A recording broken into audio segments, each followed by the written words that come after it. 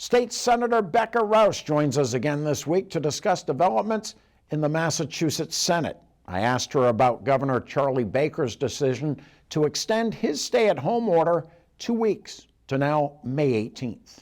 Senator Roush, let me begin by asking you your thoughts on the governor's announcement this week that the stay-at-home advisory has been extended from May 4th to May 18th. I think it's a good decision. We clearly do not yet have a comprehensive handle on this pandemic, on this virus. We still don't have sufficient testing. We don't really know how we're going to curtail the spread other than physical social distancing. So I think we do need to stay closed for a while. Also, schools and early education, childcare is all shut down through the end of June. Right, schools are not in person for the remainder of the calendar year, and early ed is shut down until the end of the month of June. So we really can't put businesses back to work, right, workers back to work until we have childcare in place. And it's, I'm a parent of younger kids. It's way more difficult to make sure that kids are keeping their distance and wearing a face mask and all those other things than it is for adults to keep that in check. That being said, I know the governor did mention that he would look at, because originally he said childcare centers closed until I believe June 29th, but that is something he will have to take a look at. Do you see down the road, and that's the important 3 words to remember, down the road, childcare centers opening, but with limitations? I'm not sure. It's certainly a big conversation. I am, advocating to make sure that our early education industry, it is an industry because it has been so heavily privatized, that industry is in fact able to reopen. And I think no one really knows what that is going to look like, but we need to be able to protect our children. We need to be able to protect the amazing teachers and administrators of all of those centers, right? And that's not an easy thing to do.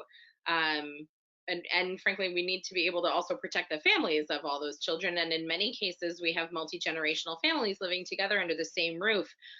So while statistically speaking, the impacts of the coronavirus in terms of serious health ramifications have largely not fallen on our youth, although we have had a number of very serious cases in children. The disproportionate impact in terms of the serious health ramifications have fallen on our seniors. And when we have kids going to daycare and living in multi-generational homes, that becomes a very serious problem. So it's complicated, as is frankly everything in this particular moment. The State House continues to operate, people working from home. Mm-hmm. There are now 2 months remaining in this current fiscal year. The new fiscal year kicks off on July 1st. The budget process is very complicated, always goes down to the last minute. You guys pulled not quite all-nighters, but pretty close to it that week. I know there's been talking about allowing the House and Senate to vote remotely. From what I understand, someone squashed that in the House. Now, if the House votes no, can the Senate still vote remotely? Because to me, it's common sense. So, this too is a little bit nuanced. Yes, the House and Senate operate independently of each. We can't pass anything into law, obviously, without working together. 2 chambers, 1 legislature. But we each operate under our own independent chamber rules. So the Senate is in fact working on a set of rules to proceed with formal session. That effort is led by Senate Majority Leader Cindy Cream. It is a bipartisan working group that includes the Minority Leader, Senator Bruce Tarr, and that group is getting underway now with an eye toward remote session or some kind of, no one knows really not what that's going to look like, but some method of being able to proceed with something that kind of more closely resembles a formal session, hopefully in late May or early June.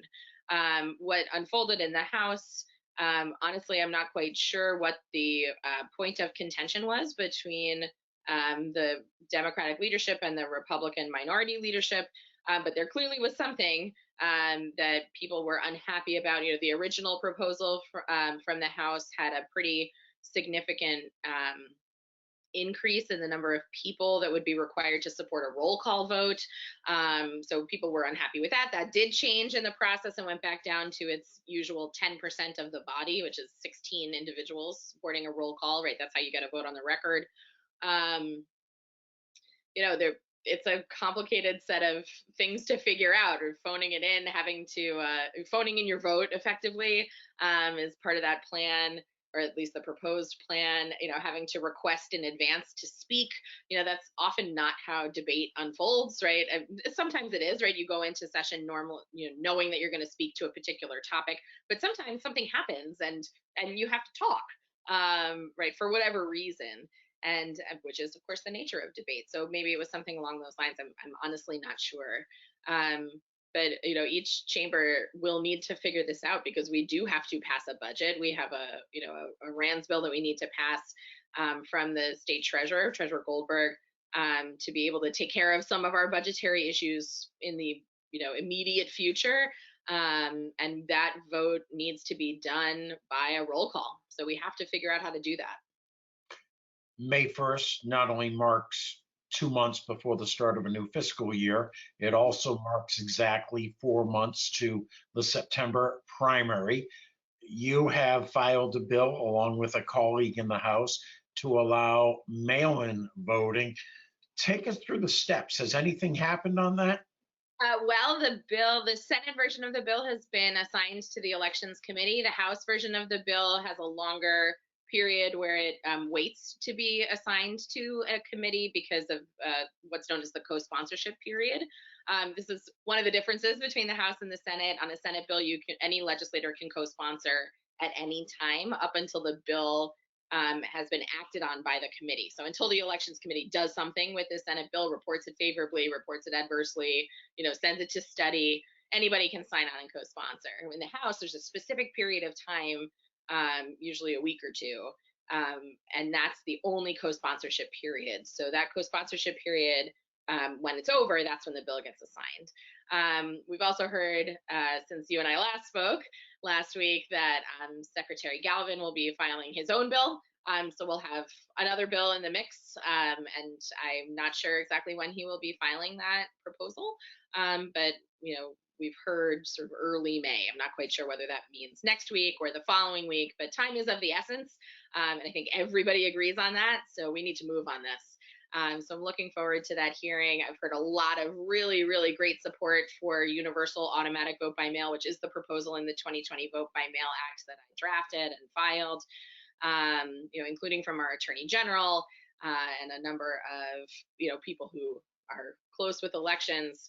And frankly, we're kind of getting an insight as to what an opt-in system would look like, because we are in the midst of local elections right now, like town elections, and there is an opt-in system available for that.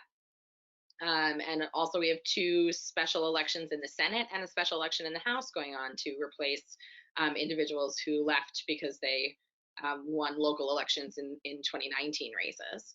And so we're going to have a little bit of data on our hands, which is always useful.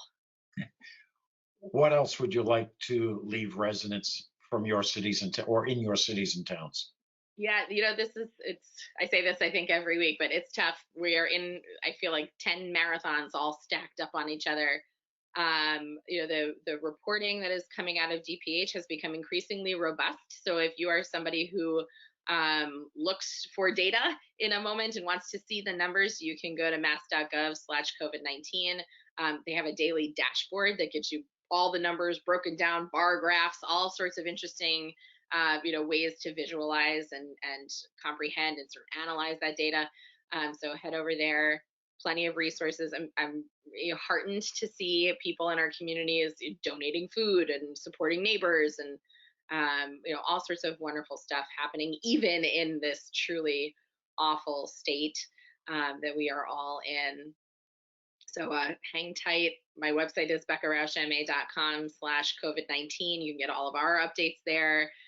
We do continue to have virtual office hours every other Friday for 2 hours. You can go to BeccaRouchMA.com/office hours, office-hours, and sign up for a 15-minute slot. And that doesn't necessarily pertain just to COVID-19. In fact, almost everyone with whom we have spoken in office hours um, has had something that had nothing to do with the pandemic, because all those problems that previously existed just, they didn't evaporate. They're all still there. Call, email. We are here for you. Hang in. It's we're obviously in for a long, bumpy ride. I will add that I personally have been doing a lot of work on remote town meeting and figuring out how town meetings are going to be able to go forward in a remote way. So there's a lot of creativity and innovation and detailed work happening in the legislature. Well, as always, Senator, thank you so much, and we will see you again next week. Thank you very much, Peter. Always great to be with you. All right. Thank you. Thanks, Peter. Do send me that link. I'll take a look at it. I will. I mean, how do I end this? This is going to end the meeting for you too. Bye. Okay, bye.